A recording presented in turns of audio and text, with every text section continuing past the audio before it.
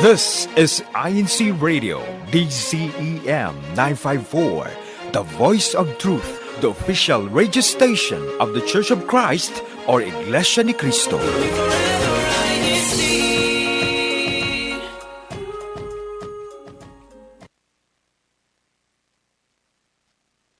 You're listening to INC Radio. Broadcasting live from Chicago, Illinois. DZEM 954 AM station. Here to bring you great conversations about faith, people, places, culture, and recent events all around the district. Join us on YouTube at INCradio.org.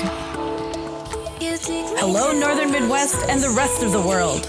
It's time to get this show started.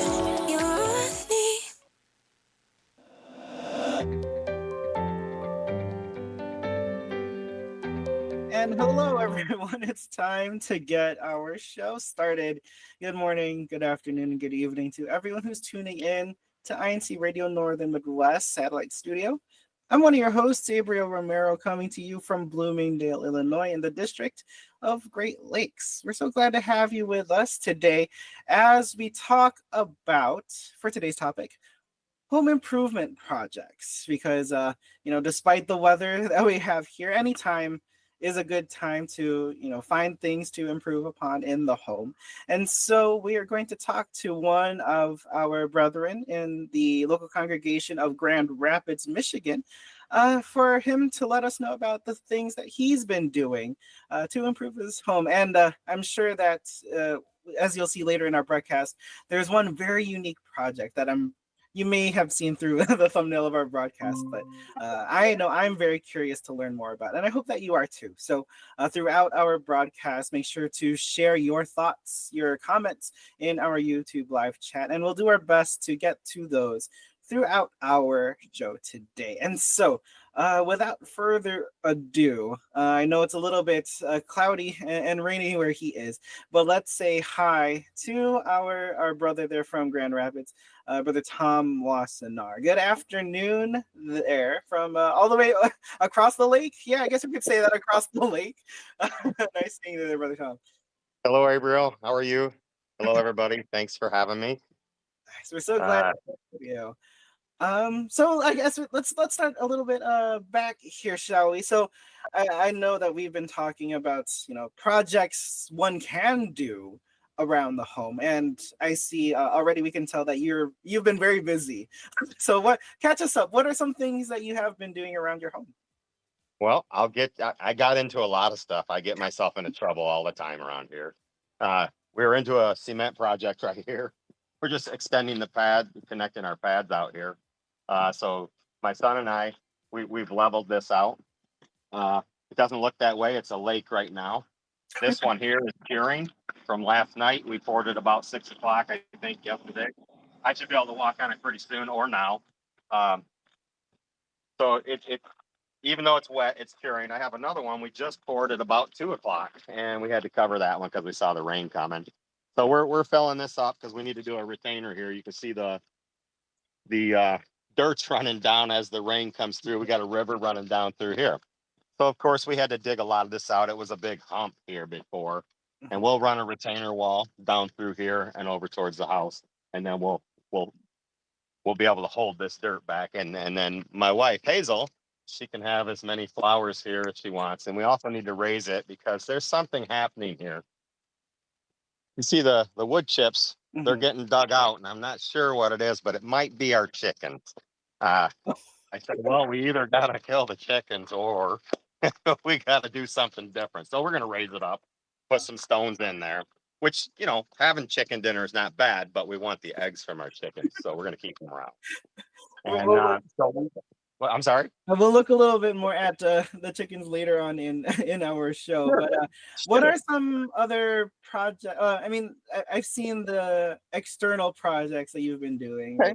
Like the pavement, the garden. There's internal work inside the home as well. Absolutely, yeah. We've got a lot going on. I'm usually busy in the winter in here, but we'll walk inside and TJ can get some good pictures here. I'll turn some lights on for you.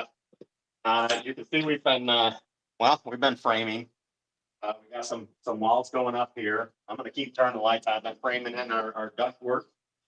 We're just finishing it completely. It was pretty much empty when we got here, and we just started changing things around. We're going to make a bathroom in here.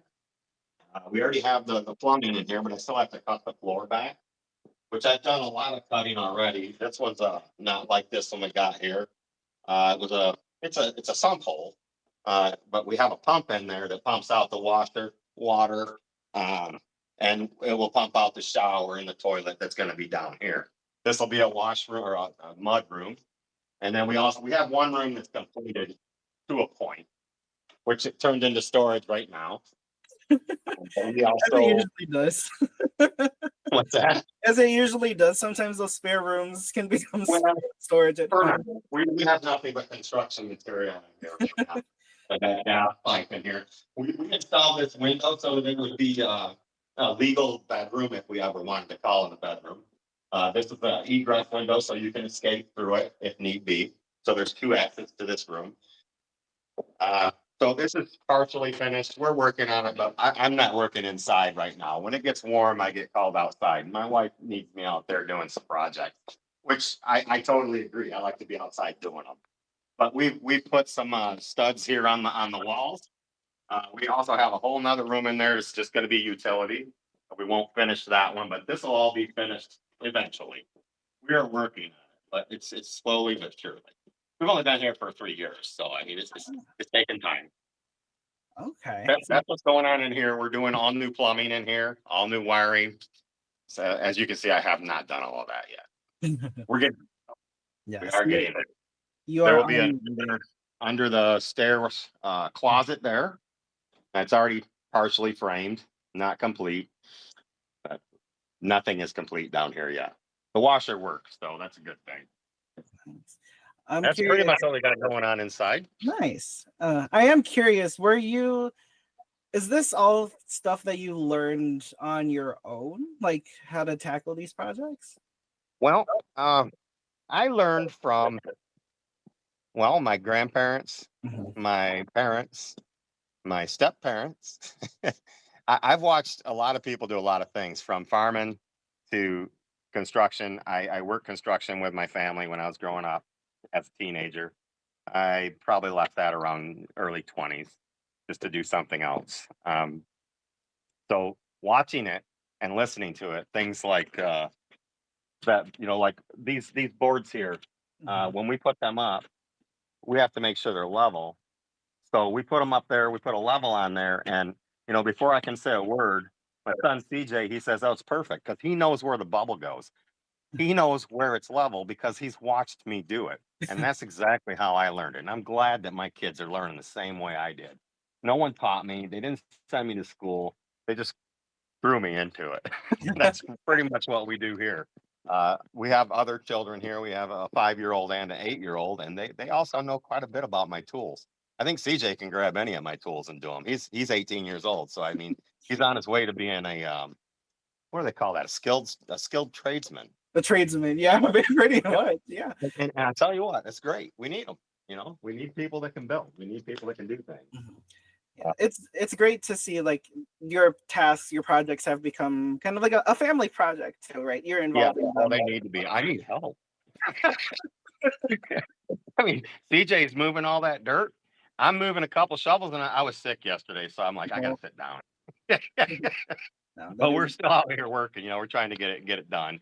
And so, I mean, he did a lot of the work, but he is younger than me, so it's good. Good for him. Good. I think he liked to work out. So I'm very glad. So actually we see this unique project in front of you right now, but let's focus in on it was in our thumbnail as well, but the chicken coop that we see over there on the side. okay. Let's start with why. Why chicken coop? Well, where we're living, we knew that we could get animals out here. And the first thing that Hazel asked me about was my wife Hazel. She asked me, "Can we get chickens out there?" So absolutely, but we got to be ready to take care of them. and it's a full-time job. You there's not one day you don't let them out, and there's not one day you don't close it.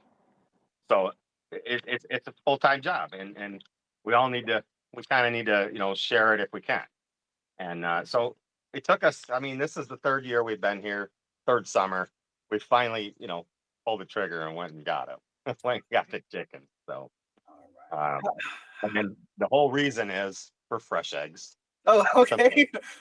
I was curious. That you can't go wrong there to get your protein in early in the morning. So Yeah. let's take a look. I think if we can see Okay. the coop. Okay. How did this begin? Where do you Well, start? it began in a 100-gallon tank, just 12 little chicks. They were inside under a heat lamp for probably, I don't know, I guess a good 4 to 6 weeks when we first got them.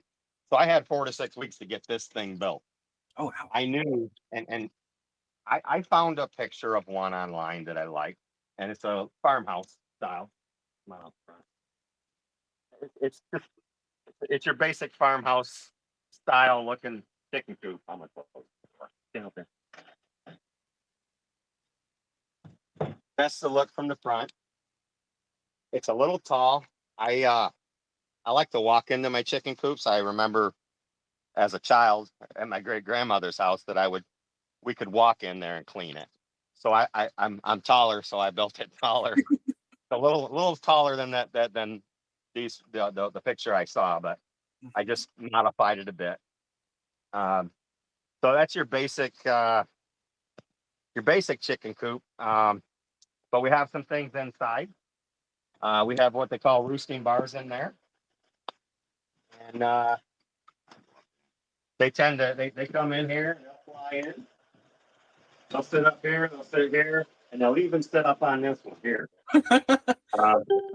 And we installed some lights to keep them warm. This is a heat lamp here, just for the winter. Although they're very hardy birds, they should make it fine through the winter, even without the heat lamp.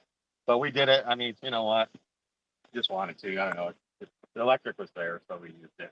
We have over on the side.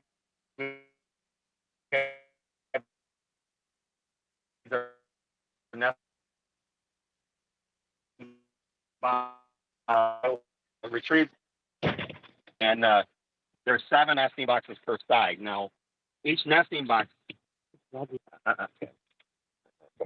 Get closer. Each nesting box will house up to 2 chickens. We'll use each nesting box. Oh boy, get the picture there. Go. Okay. So for those who may have not Don't hear me, Adrian? Yes, I'm just going to clarify a little bit for those who are listening. So we were able to see the nesting boxes for the chickens, right? 2 per box, if I heard correctly. Yeah, up to 2 per box. They will nest together sometimes. So we have room for more. We have room for 28 chickens basically in that coop, and sometimes they'll go per box. So there's plenty of room, and not every chicken lays every day. Typically, you'll get 5 a week at the most out of 1 chicken. So not bad. You might see 5 dozen out of 12. That's amazing for one family. Now, like, we're not going to keep them to ourselves, of course. We'll probably take some to church. We'll give them away to our friends. And now my wife, she says, I'm going to put a stand at the road. I said, that's perfect, because you know what? Out here, I see it all the time. I can stop and buy fresh anything, just about. Out here in the farmland. So there's always vegetables and things alongside the road for us to get, which we love, and we grow them too. If we have extra, we put it out for our neighbors to buy, or we give them to our neighbors. Simple as it gets. Very nice. I love hearing. So maybe we can backtrack a little bit, because I'm sure with all home improvement projects, you do need to. I guess it's probably city dependent, or depending on where you live, you need to get some either permits or something to do that. I guess it's depending on the project and scope of it as well. So how do you go about starting, I guess, before starting of Okay, that episode. just about anywhere you go, you have your county clerks. Mhm. Your I want to say county clerk.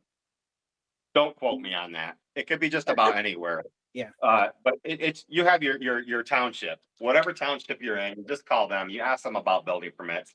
It's usually a county clerk or something like that. And it's not the county clerk though. That's a little bit different. Um, there's always a township hall that you can call and ask about building permits. And your typical permits are heating, electrical, and heating. That's not required. It's when you're changing something dramatically that you really should.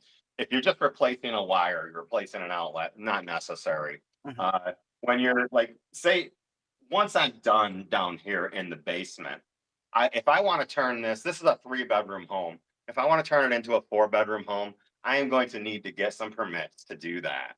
And I can backdate them. It's not a huge deal. It's very common to backdate a permit like that. But when you're doing any major renovations, you might get someone knocking on your door going, "Where's your permit?" That's pretty common. But even when we first got here, it's pretty wet outside. But our front porch was just a set of steps. It was about as wide as a set of steps, and it was falling over. So we tore it down immediately 3 years ago. Actually almost 3 years ago today, almost. Um, we tore it down, put another one up. Now that was technically a replacement, but also technically I probably should have a permit for that. So you for that, but Okay. you'll find out here is nobody does it. That's really common. That some of the things that were done to this house, I knew that I had to take out immediately, just because they weren't right. Somebody did something that was just to me in the way I see it, a fire hazard. What I've been doing, I've done this my whole life. That's why it was so easy for me to just go, yeah, I'll buy it. I know what to take out and fix first. Nice. Very cool to see. I'm trying to look through our YouTube live chat to see if there's any questions that those who are listening to us may have. I think a couple that I saw, I guess just to refresh our memory, the chicken coop is heated, correct? Well, there's a heat lamp. Yeah. Okay. I have two sockets in there. I could put 2 heat lamps in there, just depending on the winter. But honestly, the chickens don't really need it. They're like I said, they're winter hardy, so they'll make it through. They won't have a problem. But I could, so I did, and I thought, you know what, you get close to your animals no matter what they are. I don't have dogs right now, so chickens are my best friend. No, which I think leads maybe to a possible future question. Are there more animals in the future you're considering to add to? I guess you're Actually, growing yeah, follow the farm, I guess now at this point. yeah, my young it could my but I was asking about pigs, and I said absolutely, we can. You just pick the spot. We'll find a spot for the pig pen and a shelter, and have a pig spring. I don't want to start a pig today because it's too late in the season. Because they don't make it past Thanksgiving. Oh, I see. So, maybe Just keep it through the winter. okay. So But I they're don't. good. They're good. Okay. I don't Yeah. remember if we talked about this on at least during the broadcast right now. But could you refresh us on the age of the chickens that you have? I mean, you said you mentioned that you got Yeah. them when they were small chicks. They're chicks. Yeah. They're pretty young. They're a couple weeks old, most likely. And let's see, I think that was back in mid-April, maybe. Mhm. They are they're about 16 weeks now, and we're hoping to see some eggs pretty soon. That typically they will start laying at 16 to 18 weeks, depending on the breed. Now we have 4 different breeds, so they'll be spotty on that. But hopefully within the next couple of weeks we'll start seeing some chicks, some eggs. Nice. So, what we're seeing on screen right now, again, is just kind of a quick timeline of the coop building process, I guess, literally from the ground up, from the foundation up to your walls and windows, and I guess installation of the heat lamp afterwards. So, um, yeah, again, you mentioned your children were able to help you. What are some easy tasks, I guess, that those who are younger, like the kids, what are some things they can do to help out?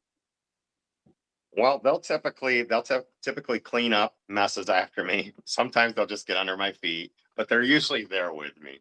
Um, when they're my youngest Gabriel he wants to get into it. He's just not capable just yet.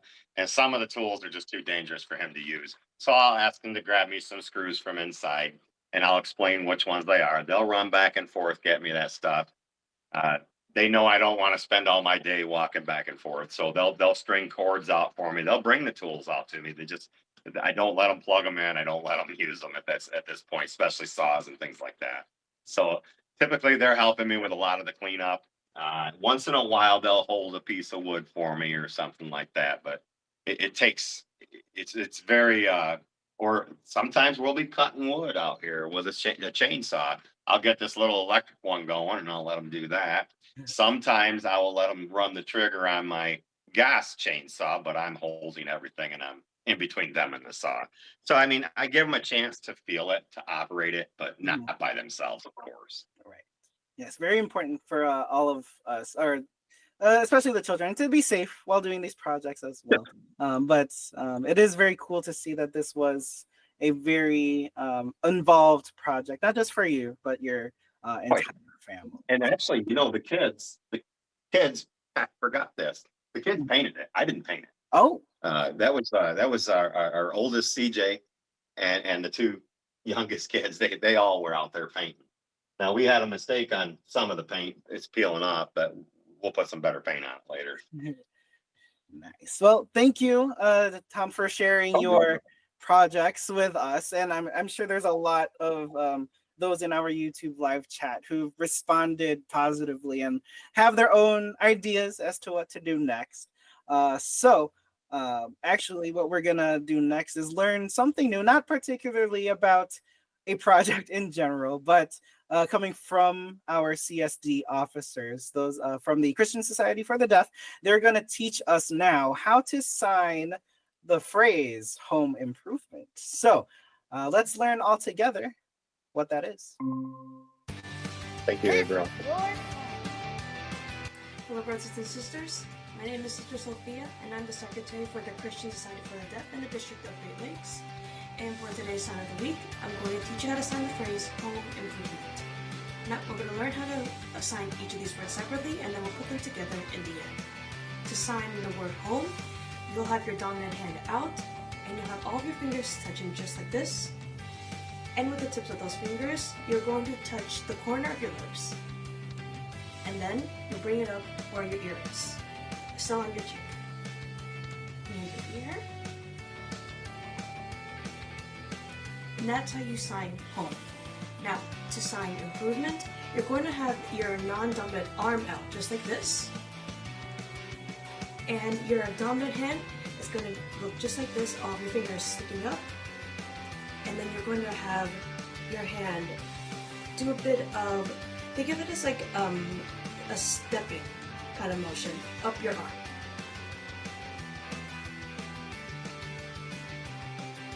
Again. And that's how you sign improvement. Now, we're going to put that together. It would be home improvement. And that's how you sign home improvement. Thank you for joining us in today's Sign of the Week, and we hope to see you more in future activities.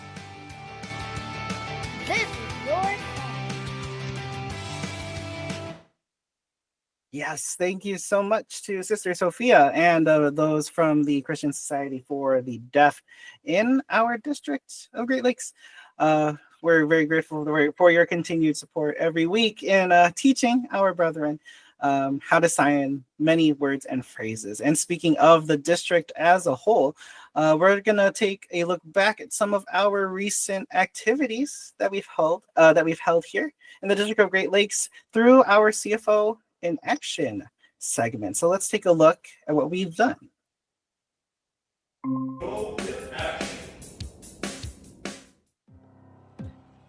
All right, so the most recent activity that was held last week was our Tagisan ng Talino, hosted by the local congregation of Park Ridge. There, as you can see, brethren or CWS members of the Children's Worship Service competed in a quiz-style activity wherein they remembered all the teachings, all the lessons they were taught during the Children's Worship Service throughout the past. And so many children were able to arrive or travel to local congregation of Park Ridge, and we're very grateful for their participation. Our top three from that activity were Walter Allen from Lake County, Mateo Hakutana got second place from local congregation of Louisville, and our first place went to Lilan Atienza from Milwaukee. So congratulations not only to them, but to everyone who's participated in that event.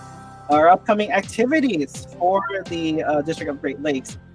July 28th, we have our all officers meeting, followed by activities in neighborhood appreciation on August 2 and 3, a softball unity games in 2 weeks after that on August 16th, and as well as our evangelical mission on the 31st. So let's continue to support all of the activities that we will be holding in the District of Great Lakes. There's so many of them, and we can't wait to see you all there. And we are very thankful that you are all here with us this afternoon for another INC Radio broadcast. We cannot thank you enough for all of your love and your support throughout our broadcast that we are holding every week.